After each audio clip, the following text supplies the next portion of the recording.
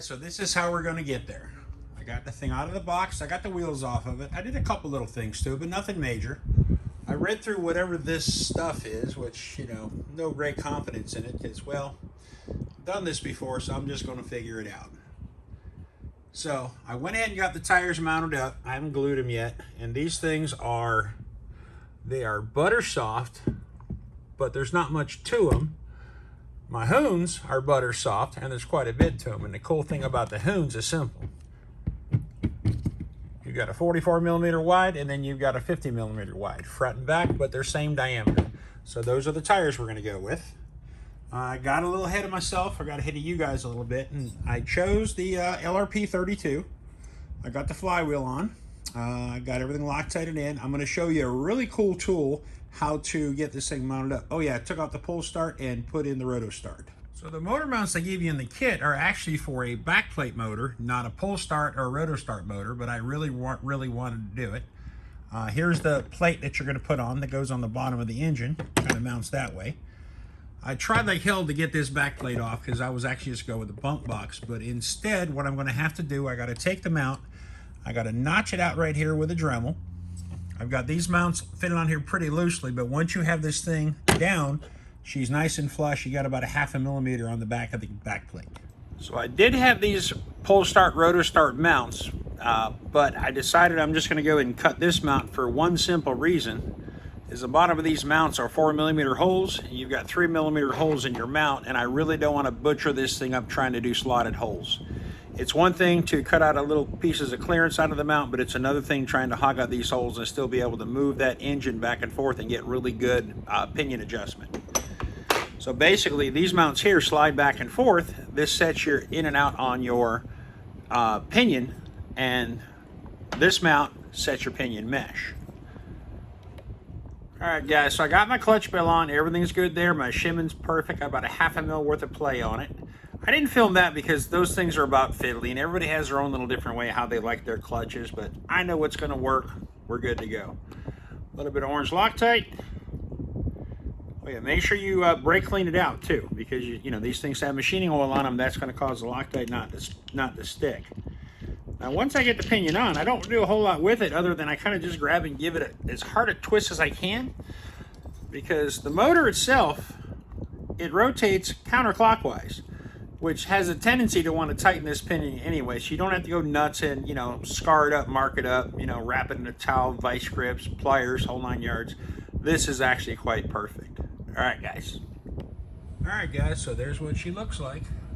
All nice and tight in here. She's got a really good mesh. Everything is lining up about perfect. I got all my holes on the bottom, all my screws, there's 8 of them. Everything's got Loctite on them. Mesh is set perfect. So next thing we're going to do is we're going to put the exhaust system on. Alright guys, so I got my muffler assembled. I got my gasket in here, got my 3 little springs on here. Now next thing we're going to do, I'm going to slowly slide this thing from the bottom and just kind of wiggle it till she's on. If you cut that gasket, you done killed your fuel pump.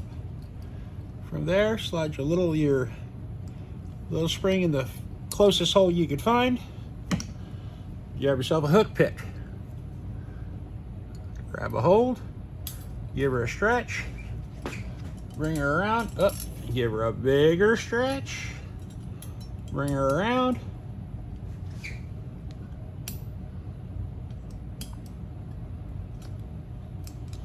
And just like that, guys, nailed it. The exhaust is done. Let me pull up a chair real quick, and then I'm going to bring her back around. I'm going to take her exhaust spring, or holder, stick it in the hole like that, drop her in. Looks like a 2.5 mil, and once you get used to the red on the MIPs, red is 2.5 or 2 mil, and then blue is 2.5. Get that nice and tight. Idea of that is in a crash, you don't blow your muffler off or anything else, just vibrate off, and then you're done. Now we're going to put our exhaust on, our exhaust pressure pipe. A little snip with the dikes. And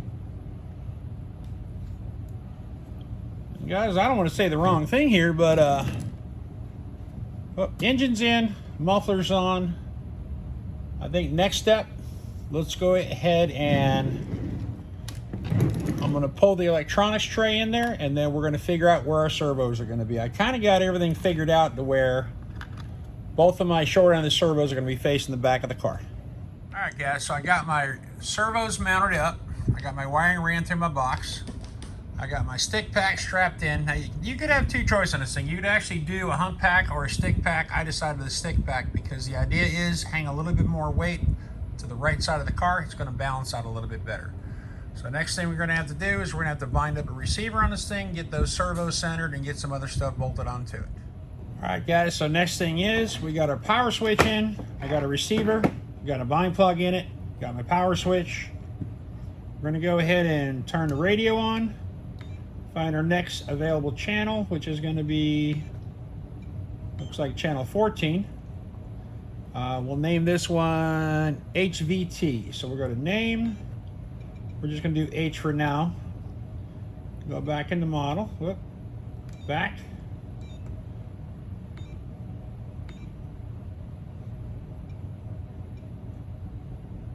Okay. Turn the radio off. Turn the switch on. Look for the little blinking red light. Bind button down. Switch on. Boom. We are bound. Cool. So what we got to do now, pop our bind plug out, not blind plug. Figure out which servo we got. Let's go ahead and do steering first. See if we chose right. Nope, that's throttle. Put throttle in channel 2. Okay, let's put our steering in channel 1. Remember, it's always 1 to burn, 2 to turn. That's 1 to turn, 2 to burn. All right, so there is our steering. That's our throttle. So what we'll do is we'll kind of hold our steering as center as we can. Gently, gently. You got a little adjustment on this thing, but not much. Okay. Yeah, we got to set our endpoints because we are on that, we're on the servo saver. Okay. Now what we can do now is figure out where our antenna hole is going to go and just gently wrap everything. I've already got some servo tape on it. Stick her in and golden. All right, guys, I'm going to put all this back together, bring it back in, and we start building the throttle and the brake linkage. All right, guys, next step to fire up is let's put the wheels on it. So I'm just going to go ahead and do the D-boots.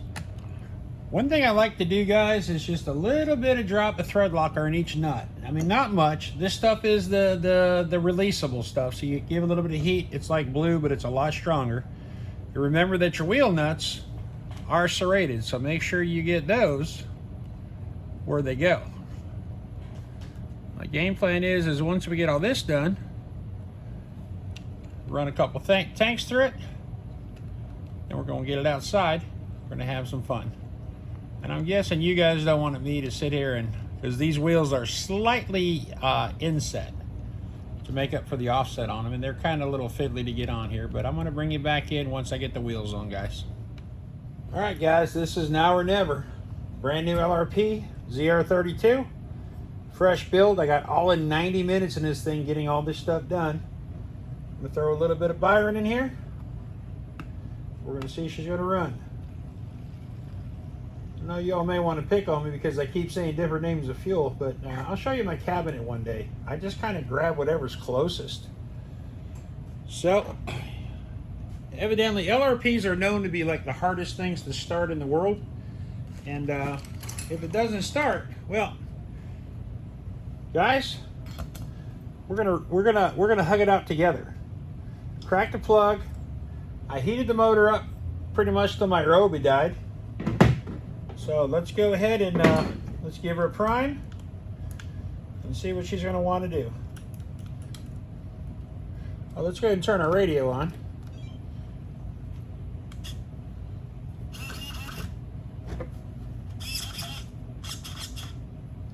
Okay. Let's see if she'll make the noise, gentlemen. We're going to be looking for fuel into that fuel filter and see what she does. We have fuel. That was easy.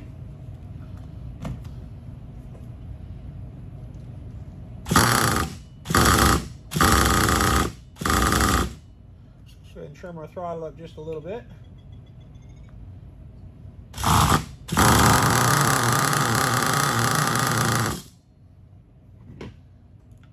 gonna be mad at her.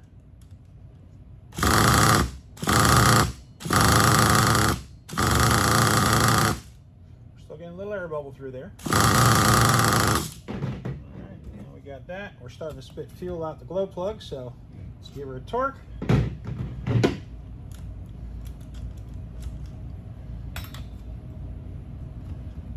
Come on, baby, make the noise. Make the noise. Give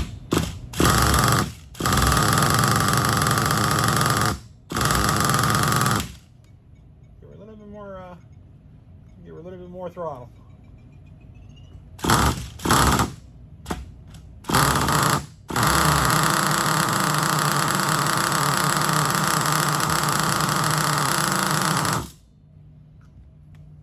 Baby. LRP are notoriously hard to start when they're fresh, so.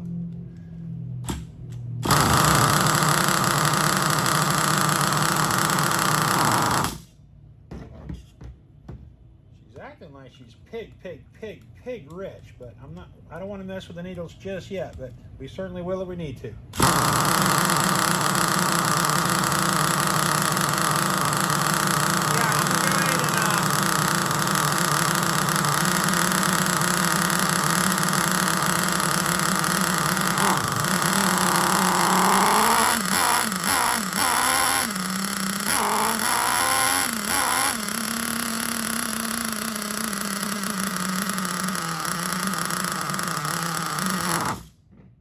That is massively rich.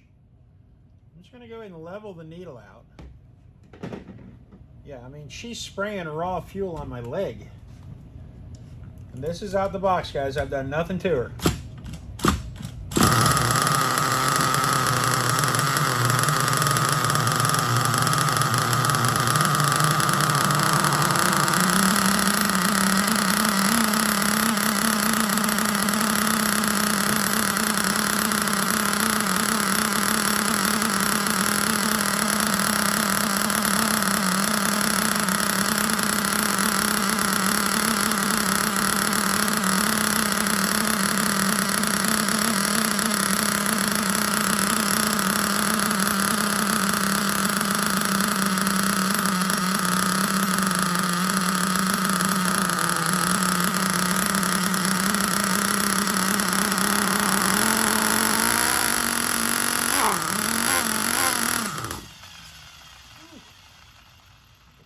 Be a little bit difficult. She ain't gonna be like the others where they just fire up and do the thing.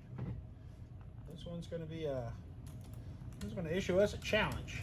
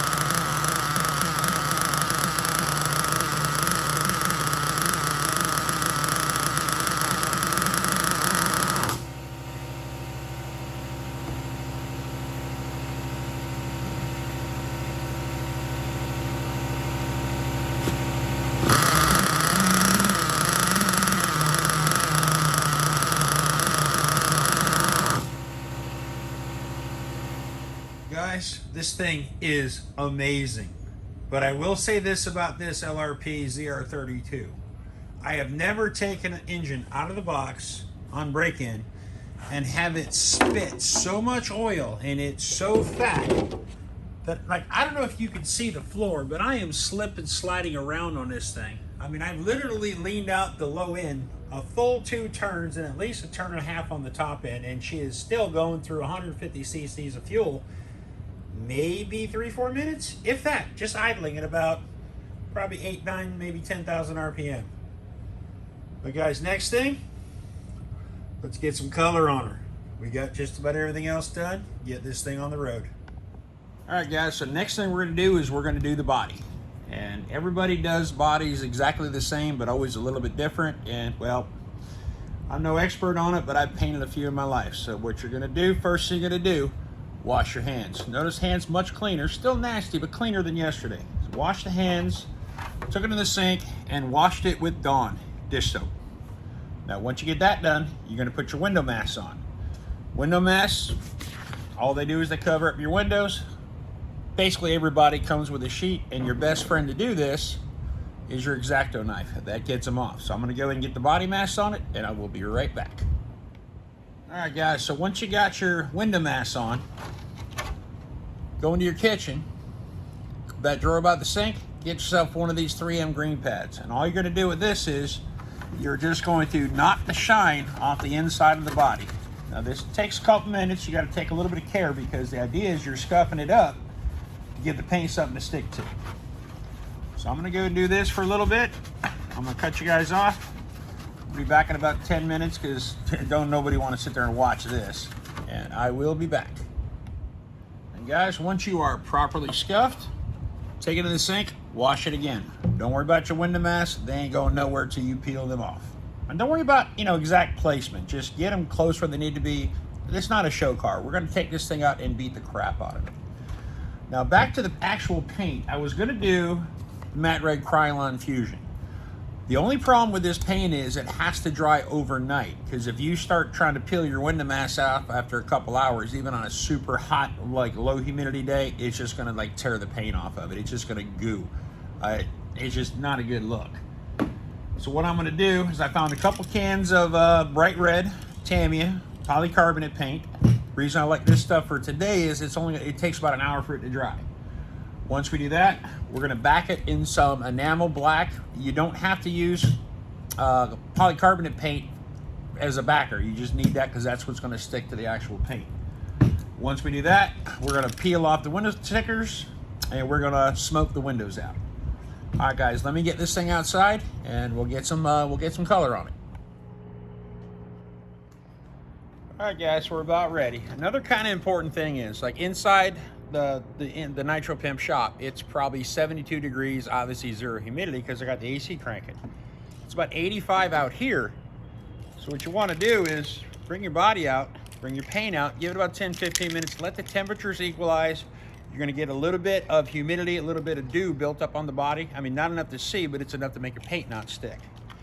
But once you get all that straightened out, well, it's time to start adding some color. Make sure she's going to spray right. What I always do, I try to get all the details in first. All the cracks, the crevices, all the hard to get to stuff. Light coat.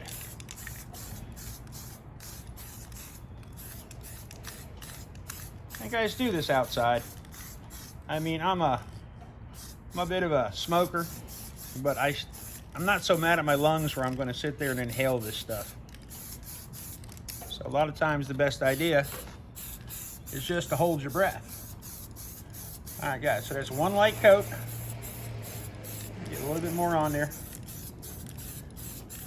And we'll be back in a little bit. All right, guys, so we're on coat 3. This will be our final coat. This is the one where you're just gonna kind of lay it on the best you can. I wish it was a sunnier day, because what I kind of like to do when I'm painting, kind of look through the sides and see how good my coverage is. But this stuff, it's Tamiya paint. It's gonna cover amazing. I mean, it really doesn't have too much choice. Getting all your nooks and crannies. And what I love the most about the Tamiya over the testers, this stuff is almost dry when it hits the to work, which makes it super nice. Because like I said, it's Florida, which means, especially South Florida, when's it going to rain? It's going to rain today because it's summertime in Florida. It rains every day in South Florida in the summertime, which is kind of cool because, you know, your grass looks good if you're into things like that, and my wife certainly is. But we're just gonna, instead of having a little paint left over, we're just gonna keep covering this thing until this can runs dry, which probably shouldn't take too long because this is how much is in this thing? 100 milliliters, which I think is a little less than an ounce. Get our coverage going. Give it one more shot. Oh, you guys can't see this, but a spider has just thrown his web from somewhere in the great skies above for no reason, and spiders do that in the state of Florida. All right, guys, we're half hour into coat 3. Now it's time to back it. I just got a little can of Testor's Black. It's enamel, but all we're trying to do is make the paint pop. Give something to put behind it. So this one, you're not gonna, any special care in this one. Give this one a little bit of distance because somehow Testor's is always, it's a little thinner. It clumps a little bit more. In other words, I kind of prefer my Tamiya paint. But we're gonna back this thing up. And then when I get back, we're gonna peel this thing, put our stickers on it, and then we're gonna have some fun. So guys, this is how we got here. Hobao VT7 80% kit. Put an LRP 32 in it, a couple servos, painted the body. If you don't think that thing's beautiful, do you even nitro, bro? This thing is just amazing. So game plan simple. Let's talk about what it cost. So the kit was $409. I got two $20 servos in it. Paid $209 for the LRP. 20 bucks for a Fly Sky receiver, not counting the transmitter. 30 bucks for a Traxxas battery pack. About 40 bucks in paint supplies. And I got 80 bucks into those wheels. So with the wheels, you're into the entire kit for $828. Guys, you can't necessarily beat that. And I'd like to dedicate this entire build to one man, Al at Spare Time RC. He busted out a Hobao, beat the living crap out of it, and I was just thinking to myself after watching his video, it's like, man, I got to get back into Hobao, man. They make some of the best stuff on the planet. Well, guys, enjoy staring at this thing. I'm going to see y'all on the next one. Guys, Hobao HyperVT Nitro LRP 32 powered. We build it, we beat on it, we paint it, we have fun with it. It's an amazing car. Check us out on YouTube, NitroPimp.